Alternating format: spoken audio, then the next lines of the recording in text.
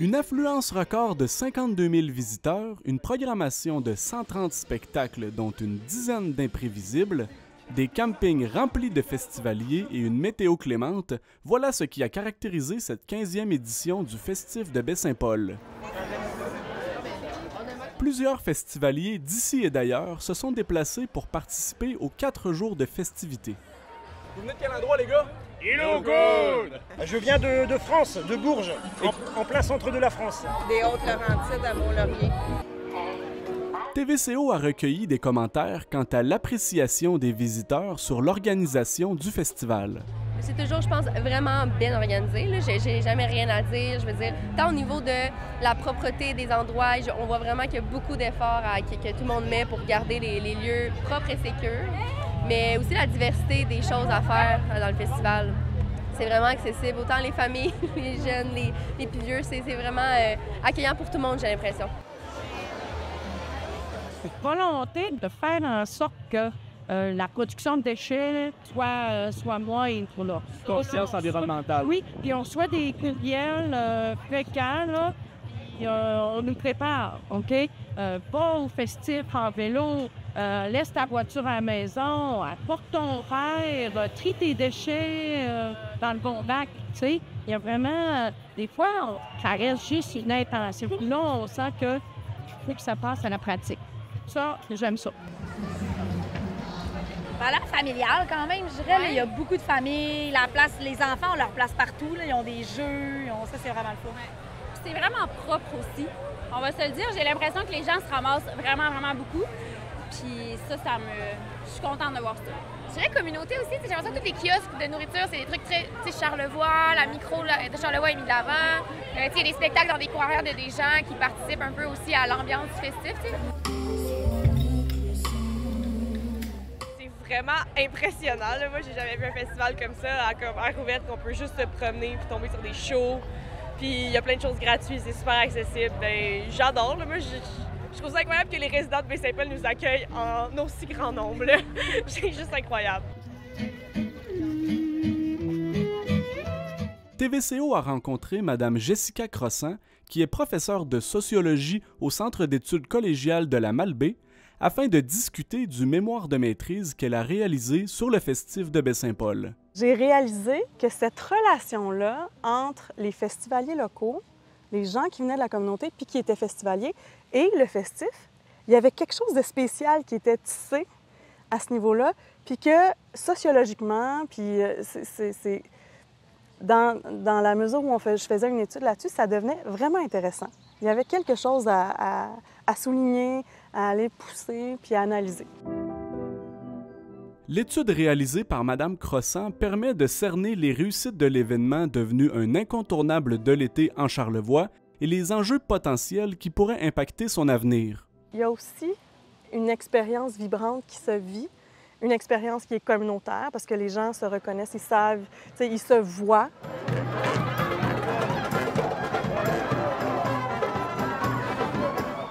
Puis, tu sais, ça aussi, ça en faisait partie dans mon mémoire. Les gens m'ont beaucoup parlé de ces moments-là précieux. C'est un moment où ils retrouvent leurs amis. Même des jeunes là, qui partent en ville, qui me disaient, ben moi, revenir au festif, c'est le moment où je retrouve ma gang. T'sais, on se voit pas à Noël, ou on se voit à Noël puis au festif. Ouais, c'est ça, il y a une jeune fille qui m'a dit ça.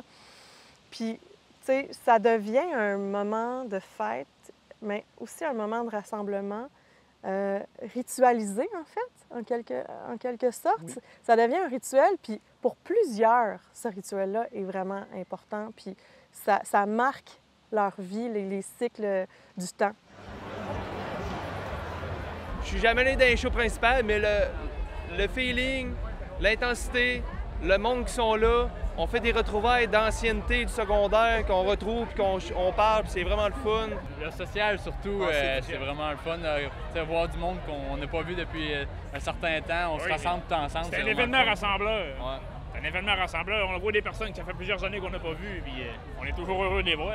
Si on a toutes nos vies, on travaille tous dans notre bar, pouvoir se rejoindre à un bel événement comme ça, c'est ça coche. Il y a des moments aussi spéciaux que les gens vont vivre puis qui vont influencer leur rapport à leur milieu. Oui. Puis moi, j'ai beaucoup de festivaliers que j'ai interrogés qui me disaient hey, « Moi, ce moment-là, en dessous du pont, ou ce moment-là sur le quai, ce moment-là que j'ai vécu, à chaque fois que je passe là maintenant, ou dans la cour de telle personne, maintenant, à chaque fois que je passe là, je pense à ça. » Il y a un souvenir marquant. Là. Oui, il y a quelque chose qui marque les affects, qui marque le rapport au territoire, puis qui marque aussi le rapport à la communauté. Le show punk l'année passée, à 1h du matin, ici, c'était magnifique. La descente de la rivière est incroyable. Le samedi, là, c'est un rassemblement incroyable. On descend ça, belle bière à la main, tout le temps le fun. Le parc-vie aussi est terrible. Ouais, le social. On voit des chums qu'on n'a pas vus depuis de longtemps, puis on les voit ici. Le show dans la rivière, le petit Béliveau dans la rivière, c'était quand même marquant. Puis là, hier, c'était le petit Béliveau dans le pit à sable, fait que c'est un... C'est un gros coup de cœur. Un petit Béliveau festif, là, c'est bien. Ouais. On aime. Un lit de feuilles, une douce piqûre, un rêve, une sarbacane. Cette 15e édition du festif a mis à l'affiche quelques noms bien connus de la scène musicale québécoise, tels que Sale Barbe,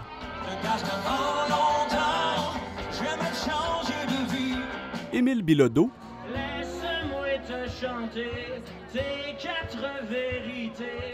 et Québec Redneck Bluegrass Project.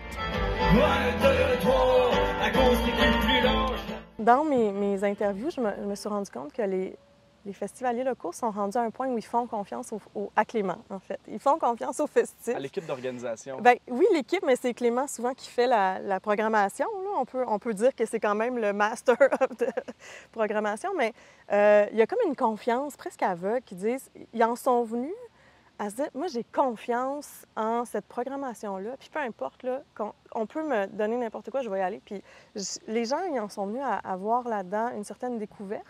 Je pense que Clément est terre à terre avec les gens. Honnêtement, tu sais, on voit Clément... Clément, c'est quelqu'un de terre à terre. La preuve, quand on va au Tony Charlot, des fois, en cours d'année, des fois, c'est pas rare qu'on le voit, puis il est jaseux, puis c'est vraiment un gars de la place. Je trouve que ça prend quelqu'un de terre à terre pour vraiment donner une lueur à l'événement qui est le festif. Puis Clément, c'est la bonne personne. Clément a toujours été number one avec la gestion, l'organisation. Il s'est toujours donné corps et âme, puis ça prend quelqu'un comme lui pour Baie-Saint-Paul. C'est grâce à des précurseurs comme lui qu'on va développer la région, puis qu'on va se ramasser avec un Baie-Saint-Paul reluisant, un Baie-Saint-Paul qui va perdurer dans les âges. Puis le fait aussi qu'on ait une petite population à Baie-Saint-Paul, il est capable d'organiser tout l'ensemble pour qu'il y ait... Avec une équipe derrière lui, là. Oui, le quadruple de monde qu'il est supposé avoir dans tout le village au complet, mais tout le monde s'entend, il n'y a personne, tu sais, on n'est pas en moton, tout le monde s'entend bien, la façon que c'est organisé, les rues, les festivités, c'est tout bien organisé, puis on n'a pas un mot à dire, là. Malgré que ça soit une programmation qui ne rejoigne pas nécessairement sans stable, il y a plein de groupes que je connais pas du tout, mais je fais quand même, puis je me laisse les surprendre.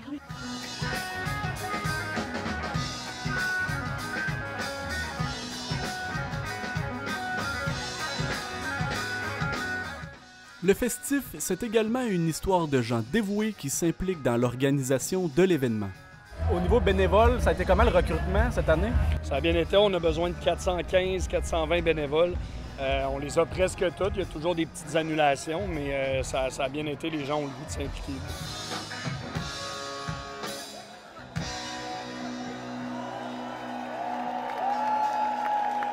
J'en suis venue aussi dans mon mémoire à... En fait, une surprise pour moi, comme je te l'ai dit tantôt, c'est que les festivaliers, je ne m'attendais pas à ça. Plus que la moitié de mes répondants sont bénévoles au festif. Le sont ou l'ont été de différentes manières, de plein de manières différentes. Et ça, j'ai trouvé ça particulièrement intéressant. Puis j'ai poussé cette question-là parce que je me suis rendu compte que c'est parce que ça résonne pour les festivaliers qui veulent s'impliquer et que c'est grâce à cette implication-là que le festif est ce qu'il est. Donc, j'ai appelé ça une spirale de la résonance. L'ambiance est bonne aussi. Avec les employés, ils sont tout le temps souriants, on leur parle. Tu sais, il y a des festivals, des fois que les employés, tu sens que les festivaliers, on les fait chier. Mais là, l'ambiance est vraiment le fun. Ça représente l'ambiance du festival. Tu passes, on entend craquer les cœurs.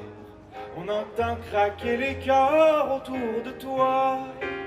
Toute œuvre n'est pas seulement le fruit de l'artiste. T'sais. Toute œuvre est le fruit d'un ensemble de participation. T'sais. La personne qui amène son café à l'auteur, qui écrit tous les jours, celui qui va distribuer, qui va lire, qui va participer à influencer. T'sais, il y a une complexité dans l'œuvre finale. Puis toutes ces chaînes de coopération, là, la distribution, même le spectateur fait partie de ça, en quelque sorte. Le spectateur qui peut être bénévole. Exactement. Et qui il participe à la chaîne de coopération. Oui. Bien, en fait, c'est ça. Là, j'ai utilisé cette idée-là pour analyser le festif en réalisant que le festif, c'est une œuvre collaborative, c'est une chaîne de coopération. Puis même, tu sais, le bénévole qui ramasse les poubelles, il fait partie de ça aussi, tout autant que la personne qui est sur scène, mais aussi la personne qui va présenter le show, puis la personne qui, tu sais, puis c'est essentiel, la place de la communauté dans cette œuvre collective-là qui est le festif.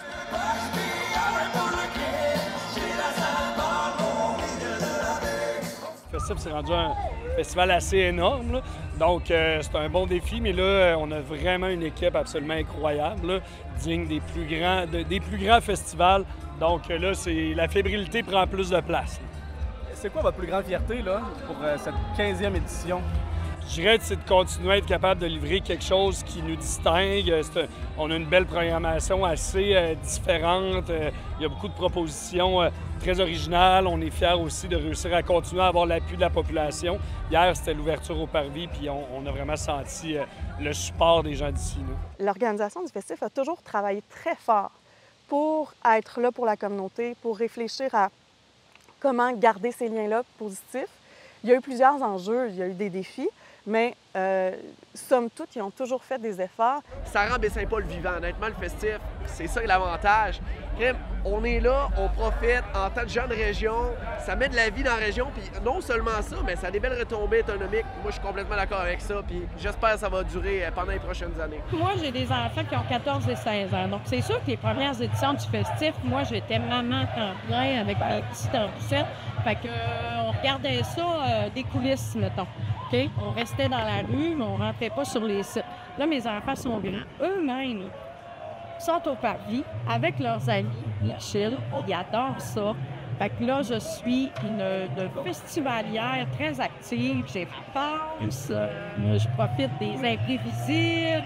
Je suis ici presque du matin jusqu'au soir. Si j'en comprends bien les choses, avec les années que vous vous êtes approprié ce festival-là. Oui, absolument. Il y a eu un festival dans Charlevoix avant. Dans les années 80. Oui.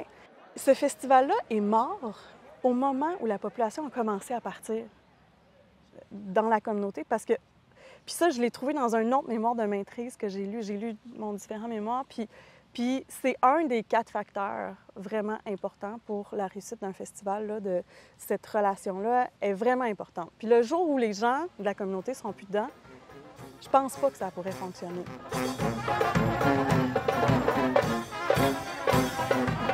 Jessica Crossant témoigne également des enjeux auxquels le festif pourrait être confronté dans les années à venir. Il y a une montée en popularité tellement importante du festif, puis on l'a vu à travers les années. Ça a commencé, c'était tout petit. L'année passée, il y avait énormément de monde. Tous les grands médias sont ici maintenant aussi. Oui, là. Oui, exactement. Puis on en parle énormément.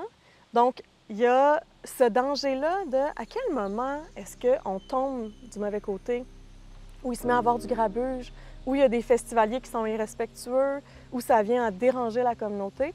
Puis c'est sûr que ça, c'est un élément avec lequel le festif doit toujours jongler.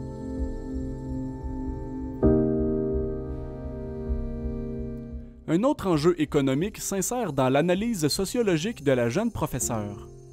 Plus le festif est populaire, plus les gens d'ailleurs ou les communautés, les commanditaires d'ailleurs veulent comme en faire partie ou être associés à ça. Fait que ça, c'est un enjeu assez difficile sur lequel avec lequel ils doivent jongler.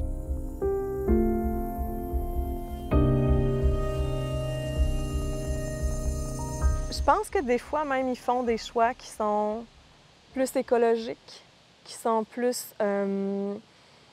qui vont pas être gagnants au niveau financier, mais ils les font quand même pour des raisons de valeur. Les valeurs vont avoir une primauté sur le capital.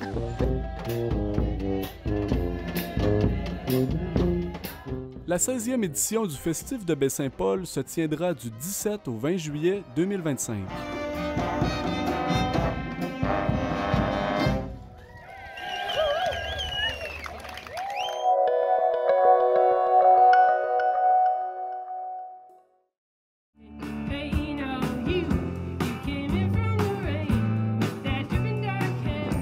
Le Festif de Baie-Saint-Paul a récemment tenu sa 15e édition et c'est plus de 52 000 festivaliers qui ont participé à l'événement. Une fois de plus cette année, le comité organisateur a mis en place une variété de mesures afin de limiter l'empreinte écologique du festif. De nombreuses fontaines d'eau ont notamment été installées près des sites musicaux afin de favoriser l'usage des bouteilles d'eau réutilisables. Une fois de plus cette année, le festif a mis en service des gobelets réutilisables pour servir la population aux différents points de vente de boissons. Le festif, en fait, est un événement qui est vraiment axé sur le développement durable. Donc, le but, c'est de réduire les déchets au maximum, réduire les plastiques. Donc, on fait les cocktails dans des verres EcoCup qui sont au coût de 2 $ pour une consigne. Donc, les festivaliers payent un 2 $ pour avoir le verre. Ils peuvent le garder en souvenir ou nous le rapporter. Et on redonne le montant de 2 $. Donc, c'est vraiment dans l'objectif de diminuer les déchets le plus possible sur le site du festival. Ça fait combien de temps que c'est une initiative qui a été mise en place? Je pourrais pas, j'ai pas la date en tête, mais ça fait vraiment plusieurs années. Le festif a été parmi les premiers festivals au Québec à faire affaire avec EcoCup, puis à commencer à introduire ça, à mettre la bière en fût aussi sur ces sites, donc pour vraiment diminuer l'impact du festival sur l'environnement. Puis l'empreinte écologique des événements, parce qu'on sait que les festivals, ça fait quand même beaucoup... ça peut avoir une empreinte écologique élevée, donc le but, c'est d'être un festival modèle par rapport à ça. Puis dans les débuts, d'ailleurs, le festif avait gagné des prix en développement durable, en environnement, notamment avec cette initiative-là, mais avec plein d'autres aussi. Des stations de tri pour les déchets ont été implantées près des lieux de rassemblement, tout comme des récipients pour les mégots de cigarettes. Pour une 5e année consécutive, le comité de direction a fait appel à un organisme de conservation environnementale pour la tenue d'une opération de nettoyage aux berges du quai de Baie-Saint-Paul. Donc aujourd'hui, c'est la 5e année consécutive en fait qu'on vient ramasser les berges dans le cadre du festif. C'est une activité qu'on aime beaucoup, d'une part parce que la communauté rassemblée autour des festivités, ça fait des événements très dynamiques. Mais aussi, il y a quelque chose d'important dans le message qu'on lance, autant aux festivaliers que pendant la saison estivale. Dans le fond, on permet un peu aux gens de se mobiliser pour une cause, en plus de se mobiliser pour la culture. Puis c'est souvent des activités qui viennent vraiment de pair. Puis ça offre une opportunité concrète pour la communauté de porter main forte à l'environnement. Là, vous ramassez les déchets, mais vous ne faites pas que ça, là.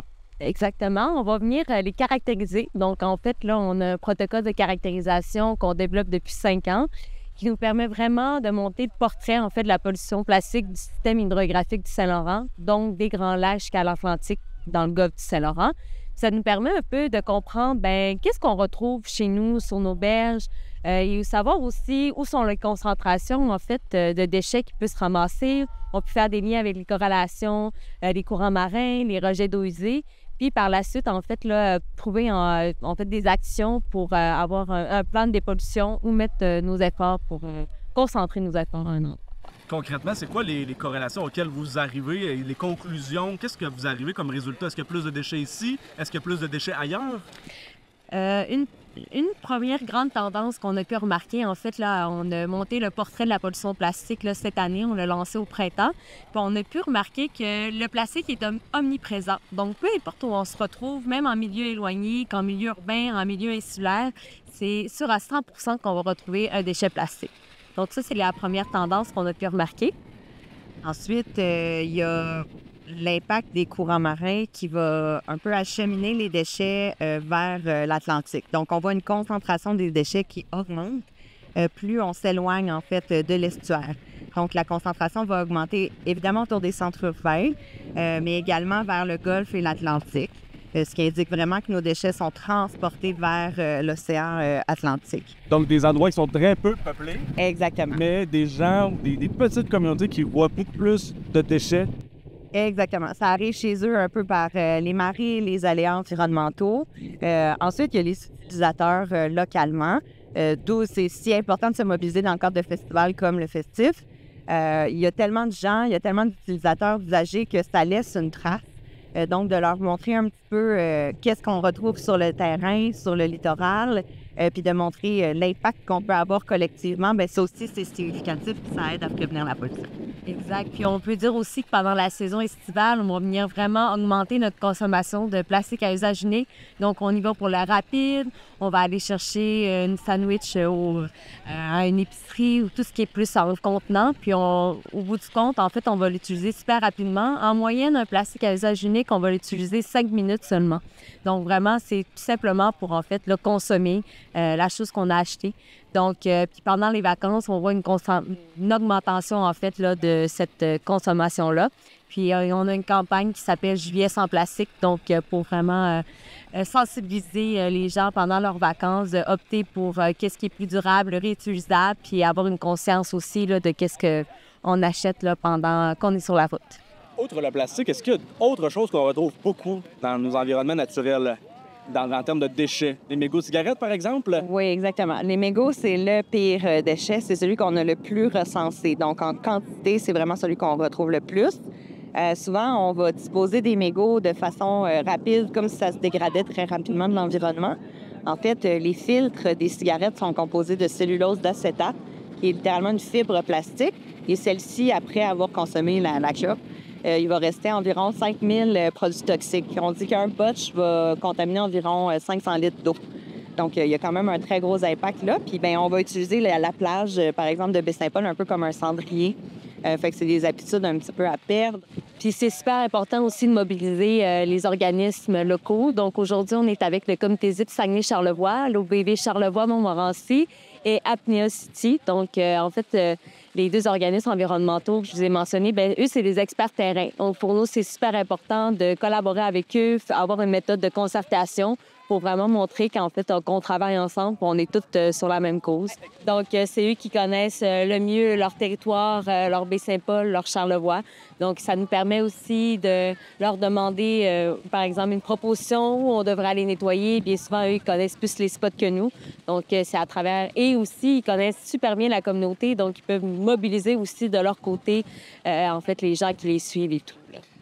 Une variété de débris a été amassée suite à cette initiative de sensibilisation, notamment une souffleuse à neige, des pneus et une foule de matières plastiques.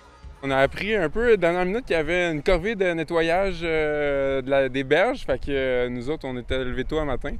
Fait que par une belle journée, on a le goût de rendre l'utile à l'agréable. On est venu ramasser des déchets sur le bord de la plage. Ouais, tu marches sur le bord de la plage, puis en même temps, tu ramasses qu'est-ce que tu trouves. Fait que... Il y a pire comme journée qu'aujourd'hui. Ben ouais, oui, c'est ça. On est vraiment bien. Mais on avait amené notre crème là, aussi, puis nous, on était équipés. Qu'est-ce que vous avez récolté comme déchets? Écoute, toutes sortes de trucs, les trucs vraiment classiques sur le bord du quai, fil de pêche, mégots de clope, évidemment. Mais le truc le plus inusité qui s'est ramassé, c'est une souffleuse, mes amis. Une souffleuse à neige que vous êtes allé chercher à marée basse? C'est ça, à marée basse. En fait, tu vois, il y a deux gars qui sont partis, à ce qui paraît, bientôt au début de la corvée. Puis eux, il y avait ça en mission, aller chercher la souffleuse. Puis maintenant, on les a vus arriver de loin, traîner leur souffleuse, prendre des pauses, puis continuer. Puis là, on est allé prêter main forte, on a ramené ça à 4. Puis ça a été toute qu'une épreuve quand même. Là. Pourquoi c'est important pour vous d'être ici? Ben, je veux dire, la plage, c'est comme un espace que tout le monde utilise. Puis, ben, c'est surtout depuis l'année passée, quand il y a eu les inondations, on s'est fait dire qu'il y avait vraiment plein de déchets qui étaient comme un peu pognés ici, là. Fait que, ben, tu sais, nous, on habite dans le coin, on habite aux éboulements. Fait que c'est comme important de faire attention à l'espace qu'on utilise, là. Fait que pendant que la marée est basse, pour vrai, c'est juste le fun, là. Tu marches à la plage, puis tu ramasses qu'est-ce que tu trouves. Ouais, moi, ce que je trouve cool, c'est que c'est un le festif est un vraiment bel événement, ça amène plein de monde de partout. Mais au final, on le sait, là, quand il y a plein de monde qui arrive, souvent, il y a du déchet qui reste derrière. Fait que je trouve ça le fun dans un événement comme ça, montrer que on prend à cœur l'espace qui nous accueille, puis de garder l'endroit propre, puis plaisant pour tout le monde, puis les locaux qui restent après aussi, surtout. Là. D'autres organismes de la région ont défilé au kiosque de développement durable durant la tenue du festival afin de sensibiliser le public à diverses causes environnementales. Afin de favoriser l'achat local et la réduction de l'empreinte écologique liée au transport des aliments, les produits servis aux kiosques alimentaires des multiples sites de spectacle provenaient tous d'un rayon de 100 km ou moins de Baie-Saint-Paul. En plus d'orchestrer ces mesures éco-responsables, le festif de Baie-Saint-Paul prône une responsabilité sociale. Une zone de réconfort permettant de conseiller ou d'accueillir des festivaliers a été aménagée près du parvis central. Plusieurs organismes étaient sur place, dont Vision d'espoir et de sobriété, les Calacs de Charlevoix, la Coopérative des techniciens ambulanciers du Québec, la Coopérative de solidarité SABSA et Ressources Genesis. Oui, c'est la première année qu'on est invité au festif. On vient faire partie de l'équipe Réconfort.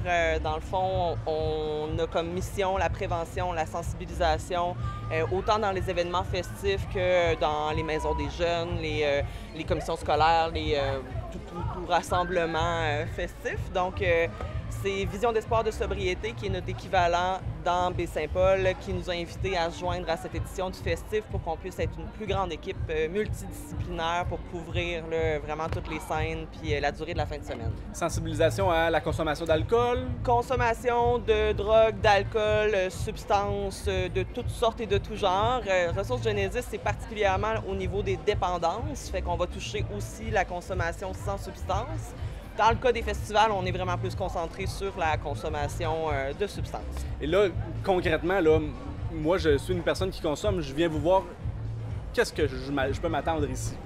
Du réconfort, de l'amour, de la bienveillance et de l'écoute. Bien, ça dépend un peu du niveau de consommation puis d'où est-ce que tu es dans ta journée festive. Donc, en début de journée, peut-être avant la consommation, ce qu'on peut offrir, c'est des conseils pour que la journée soit plus longue et plus belle et que le lendemain soit moins pénible. Donc, on peut offrir, là, on a des électrolytes à mettre dans l'eau pour bien s'hydrater. On a du matériel de consommation à moindre risque. Donc, tant qu'à consommer, aussi bien le faire de manière respectueuse pour soi-même et les autres festivaliers. Oui, une fois que la soirée est avancée, bien, c'est sûr que là, on est plus au niveau du réconfort, de la bienveillance. Ça peut être bien de prendre un petit moment dans notre zone avec les poufs et tout ça pour venir baisser un peu les stimuli, là, de la musique partout, du soleil toute la journée, beaucoup de bruit, beaucoup de gens, de venir s'isoler un peu là, pour parler. Mais sinon, juste pour décompresser, on peut offrir du soutien. Encore une fois, on a des petites collations. On peut avoir de la lecture ou de la documentation sur les substances. Des fois, ça vient baisser l'anxiété. Donc, encore une fois, pour pouvoir soit continuer la soirée ou espérer que le lendemain soit moins difficile. Pour la première fois de son histoire, le festival a pu se targuer d'être 100% accessible pour les personnes à mobilité réduite. Le festif a notamment fait appel à un entrepreneur de Québec pour faciliter l'accès aux diverses scènes artistiques installées dans la ville. En fait, ce qui est important de comprendre, c'est qu'une rampe au fauteuil roulant, c'est pas destiné seulement à aller avoir accès à son rendez-vous médical ou à sortir de la maison. Tu veux triper dans la vie, tu veux avoir du fun, tu veux avoir une chance égale d'avoir accès à ces beaux festivals de musique-là. Le Festival de Baie-Saint-Paul. Le Festival de Baie-Saint-Paul est quelque chose pour moi. En fait, je suis déjà un fan depuis de nombreuses années. Puis quand ils m'ont appelé, ils m'ont contacté, je me suis dit, waouh, c'est tellement le fun de participer à ça. Quelle belle idée de rendre. En fait, c'est une idée, mais en même temps, ça devrait être une nécessité. Donner accès à tous à cette musique-là, au trip, au fun, au plaisir. Moi, ça rentre dans mes valeurs, puis je suis tellement content d'y participer. Notre mandat, c'est de rendre accessible 3 éléments principaux, la billetterie, l'espace des jardins et aussi un autre lieu, donc qui est le lieu principal où les gens puissent sortir du site. Donc, c'est de rendre accessibles les lieux, le Festival de Baie-Saint-Paul pour une première fois. Donc, c'est une belle collaboration. La 16e édition du Festif de Baie-Saint-Paul se tiendra du 17 au 20 juillet 2025.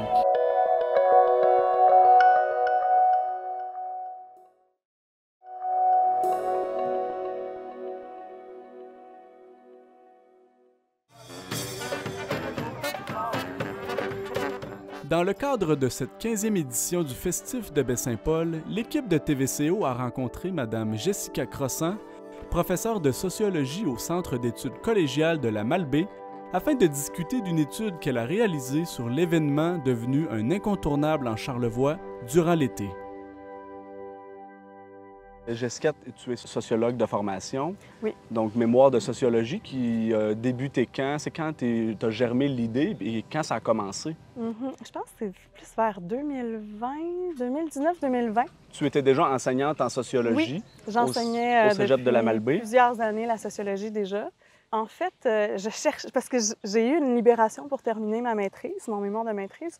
Et là, je cherchais mon sujet, puis là, j'ai une amie qui est sociologue qui commence à me poser des questions, puis elle me dit, tu sais, bien, de un, moi, je le savais que je voulais travailler sur l'impact de l'art. Tu sais, je pense que l'art en général, puis mes intérêts en sociologie, c'est beaucoup la sociologie de l'art. Comment ça peut nous transformer comme individus? Une amie m'a demandé, bien, y a-t-il un événement ici, tu sais, quelque chose dans ta région? Là, je disais, bien là, c'est sûr, c'est le festif, c'est sûr. Tu sais. Pour moi, ça m'est apparu comme une espèce de...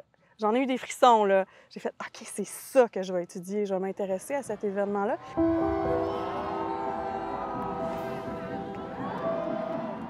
Quand on est chercheur, on cherche aussi à avoir l'originalité, quelque chose qui n'a pas été fait avant. Oui. Et c'était un peu le cas avec ton étude sur le festif. Oui, en fait, jusqu'à maintenant, c'est le seul mémoire, à ma connaissance, qui a été écrit sur le festif, alors que c'est un événement qui vaut la peine d'être étudié, à mon avis.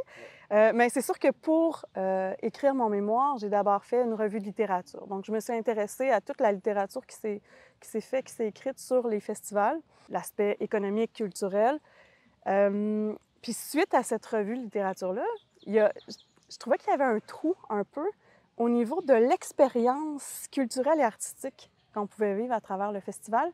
Puis c'est pour ça que j'ai ancré mon mémoire dans cette direction-là, de m'intéresser au festival, au festif, surtout comme objet relationnel.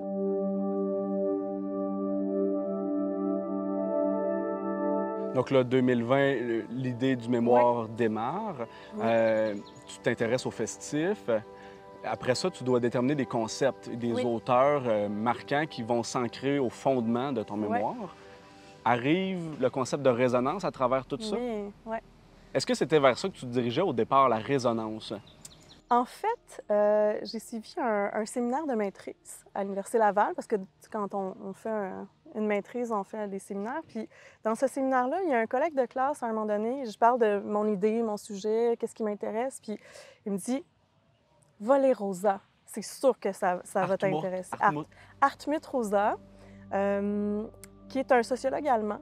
Il a d'abord écrit un livre qui s'appelle Aliénation et accélération. Puis, on ne peut pas parler du terme de résonance sans parler de son premier ouvrage parce que c'est vraiment une continuité. Dans ce premier ouvrage-là, il parle de l'accélération sociale dans notre société. Le fait que, de plus en plus, depuis la modernité tardive, depuis les années 80, la société s'accélère. Tout va plus vite, t'sais. Au niveau du numérique, au niveau, même dans l'espace de notre vie. Si avant, on avait un partenaire toute la vie, maintenant, dans notre vie, on a plusieurs partenaires. Si on avait des métiers qui se perpétuaient de père en fils, de mère en fille, bien là, aujourd'hui, dans une seule vie, on peut faire plusieurs métiers. Donc, il va étudier l'accélération sociale, puis il explique comment cette accélération sociale-là en vient aussi à créer des formes d'aliénation. L'aliénation, c'est être coupé dans notre rapport au monde, dans notre rapport à nous-mêmes, dans notre rapport aux autres. Entre autres, il va expliquer comment le numérique aussi fait ça. Admettons, on peut passer des heures sur Internet à naviguer, puis perdre notre temps. Puis, est-ce qu'on va se rappeler de ça? Non.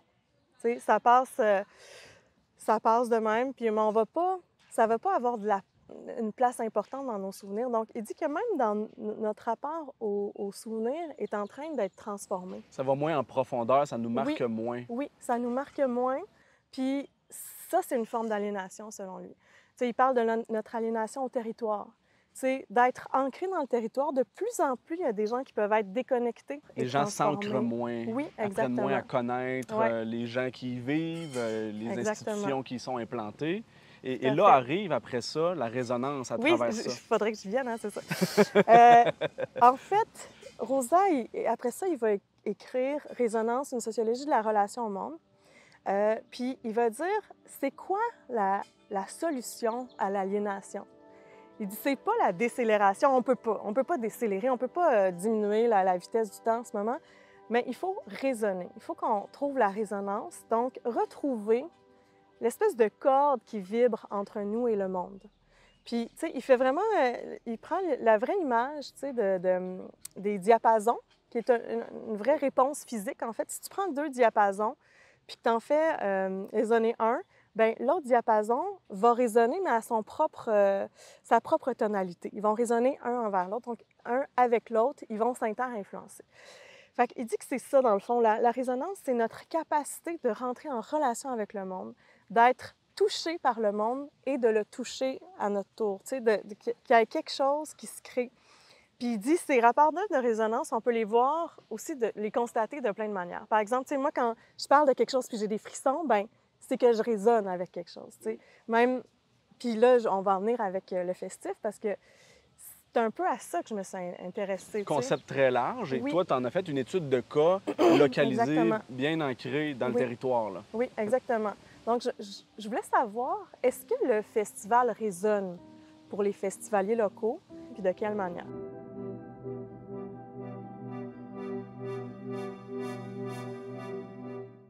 Est-ce que cette expérience-là change leur rapport au territoire, à leur communauté, à leur ville, puis aussi aux souvenirs? Tu sais, là, j'ai analysé aussi le rapport aux souvenirs, le rapport au temps qui passe, le rapport à leur identité.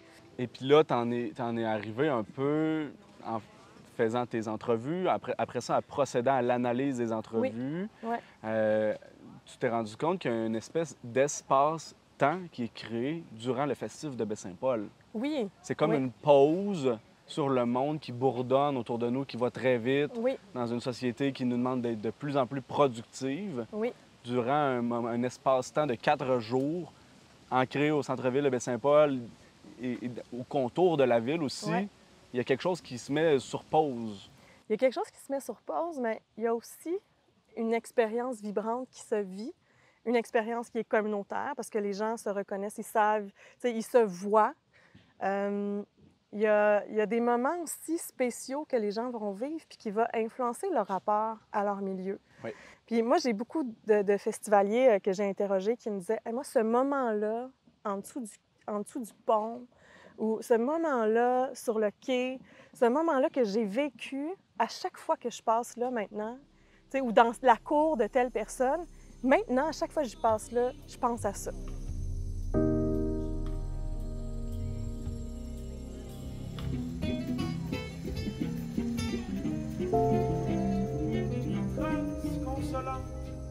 Les festivaliers, je ne m'attendais pas à ça. Plus que la moitié de mes répondants sont bénévoles ou festifs. Le sont ou l'ont été de différentes manières, de plein de manières différentes. Et ça, j'ai trouvé ça particulièrement intéressant. Puis j'ai poussé cette question-là parce que je me suis rendu compte que c'est parce que ça résonne pour les festivaliers qui veulent s'impliquer et que c'est grâce à cette implication-là que le festif est ce qu'il est. Donc, j'ai appelé ça une spirale de la résonance. Une codépendance qui se crée. Oui, puis c'est une relation finalement. C'est une relation qui s'est construite à travers les années, qui n'a pas été facile au départ. Hein. On sait que ça n'a pas été toujours jojo, mais l'organisation du festif a toujours travaillé très fort pour être là pour la communauté, pour réfléchir à comment garder ces liens-là positifs. Tu sais, je vais donner un exemple.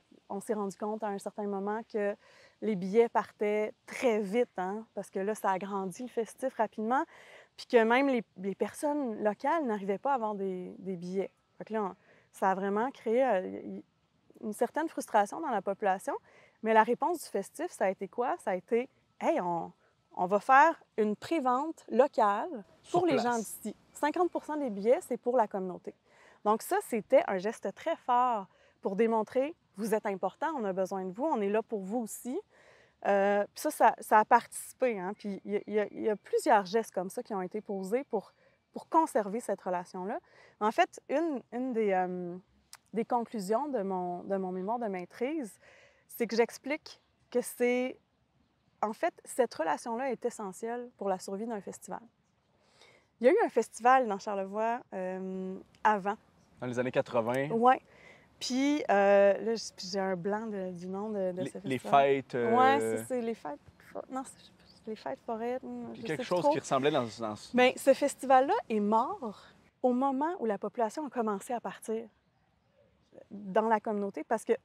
Puis ça, je l'ai trouvé dans un autre mémoire de maîtrise que j'ai lu. J'ai lu mon différent mémoire, puis c'est un des 4 facteurs vraiment importants pour la réussite d'un festival, là, de cette relation-là est vraiment importante. Puis le jour où les gens de la communauté ne seront plus dedans, je pense pas que ça pourrait fonctionner.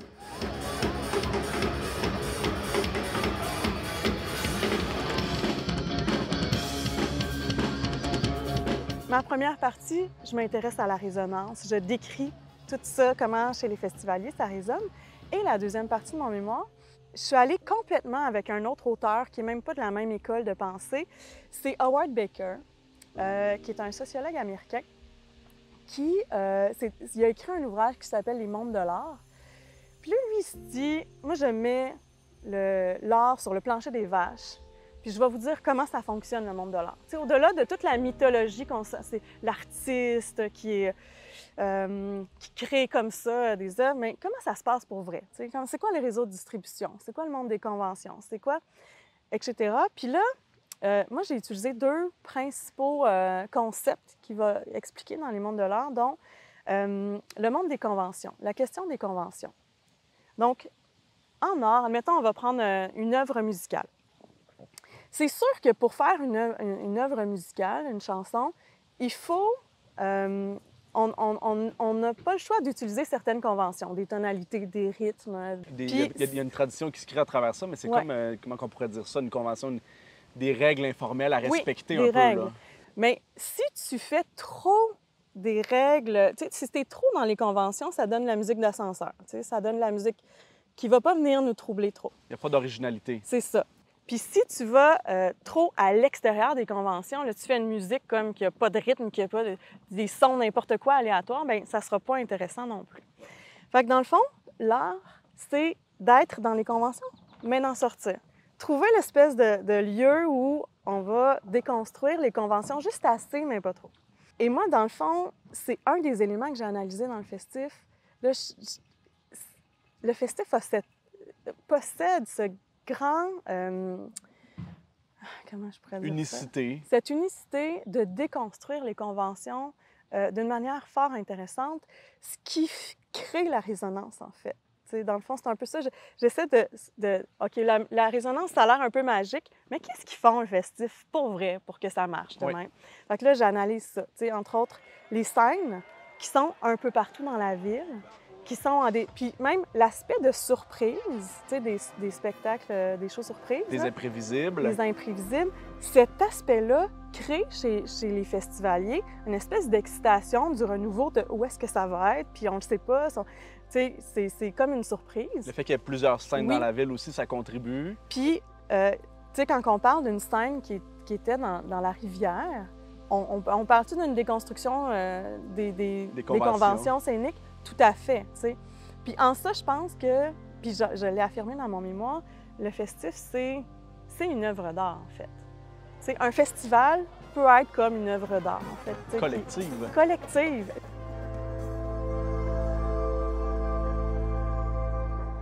Un autre élément que Howard Baker va dire dans les mondes de l'art, c'est que toute œuvre n'est pas seulement le fruit de l'artiste. T'sais. Toute œuvre est le fruit d'un ensemble de participation. T'sais. Là, j'ai utilisé cette idée-là pour analyser le festif en réalisant que le festif, c'est une œuvre collaborative, c'est une chaîne de coopération. Puis même, tu sais, le bénévole qui ramasse les poubelles, il fait partie de ça aussi, tout autant que la personne qui est sur scène. Puis c'est essentiel, la place de la communauté dans cette œuvre collective-là qui est le festif. Puis si on veut qu'il y ait de la résonance, bien, c'est grâce à toute cette œuvre-là puis ce rapport communautaire-là que ça se crée. J'ai aussi lu sur un mémoire sur un festival en France dans lequel ça se passait dans une ruralité. Et ce qui a tué le festival, au final, c'est cette espèce de scission qui s'est faite entre le festival et la communauté qui ne voulait plus les avoir. Puis c'est sûr que moi, j'ai terminé une des dernières parties de mon mémoire en parlant des menaces à la résonance. Oui. Parce qu'il y a nécessairement...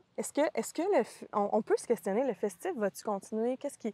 Y a-t-il quelque chose qui va l'arrêter à un moment donné? Qu'est-ce qui pourrait détruire ou avoir un impact sur ce festival-là qui fonctionne très bien, qui réussit très bien en ce moment, qui est un des pionniers dans plein d'éléments au Québec? Mais un des éléments clés, c'est le fait que il y a une montée en popularité tellement importante du festif, puis on l'a vu à travers les années. Ça a commencé, c'était tout petit. L'année passée, il y avait énormément de monde.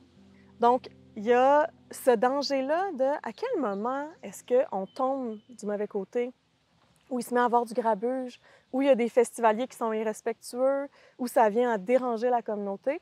Puis c'est sûr que ça, c'est un élément avec lequel le festif doit toujours jongler, cette montée en popularité-là.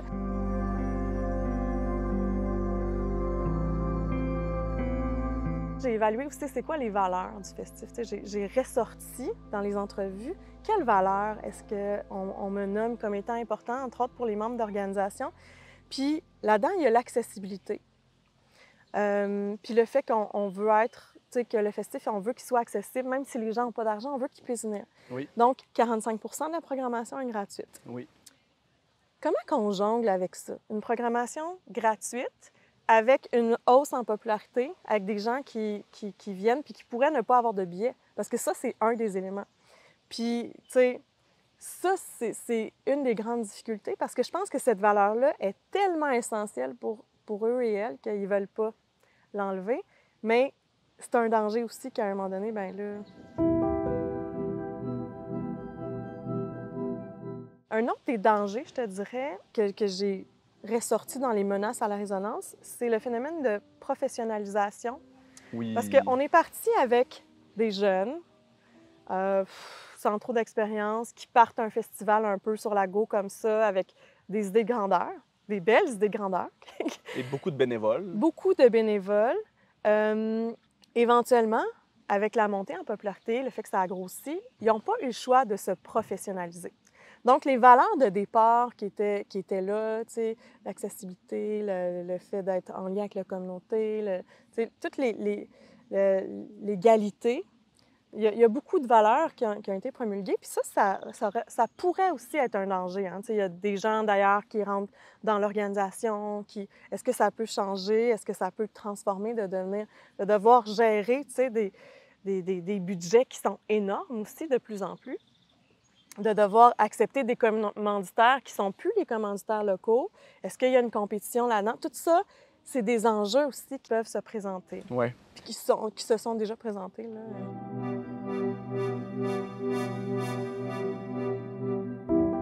Tu sais, ce monde dans lequel on vit, on peut dire le capitalisme qui est de plus en plus... qui a une primauté, puis le capital qui veut rentrer dans toutes nos vies. Je trouve qu'en général, le festif, il ne permet pas tant que ça à tous ces éléments-là de rentrer, à mon avis en tout cas. Puis tu sais, la perspective en développement durable qui ont amené change même les autres festivals. Ça, c'est assez impressionnant. Hein? Tu sais, les éco-cop, là, ils ont été des pionniers là-dedans. Oui, absolument. Tu sais, le fait d'avoir des espaces aussi de réconfort où on a des intervenants. Tu sais, il y a, même en termes d'équité homme-femme, tu sais, leur programmation est 50-50 hommes-femmes musicalement. Puis ça, là, il n'y en a pas au Québec. Puis c'est un enjeu qui est très, très présent en ce moment parce que le monde musical, c'est pas 50-50 hommes-femmes. Là. Ouais. On s'entend qu'il y a... Tu vas dans des festivals, là, moi, ça me dégoûte encore là, de voir des festivals où les 5 shows, c'est juste des groupes d'hommes. On est rendu ailleurs, on devrait y penser, mais le festif, ils ont été encore une fois pionniers à ce niveau-là. T'sais. Puis je pense que des fois, même, ils font des choix qui sont plus écologiques, qui sont plus... qui vont pas être gagnants au niveau financier, mais ils les font quand même pour des raisons de valeur. Les valeurs vont avoir une primauté sur le capital.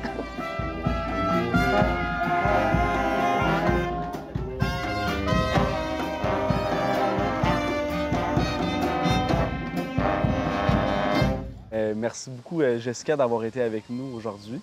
Ça m'a vraiment fait plaisir, Mathieu. Puis on se souhaite encore 15 autres belles années de festifs. Oui, je le souhaite vraiment parce que c'est de si beaux moments.